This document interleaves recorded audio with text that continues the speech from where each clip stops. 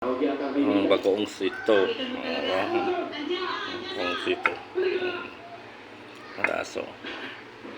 Ganyan talaga yung dalawang yan. Very sweet. Okay lang ba sa'yo kung magtatagal pa tayo ng ilang araw dito? Bakit? Kasi baka nandyan na sa bayan yung mga makahabol sa akin. Sito. Tipo. Kailan ko gusto. Bakit? Uliso po. Uliso. Ano nangyari ko? Oh guys. Hindi ka mananalo kung hindi dahil sa akin. Ano ko pa naman? Masisisi. Ako naman.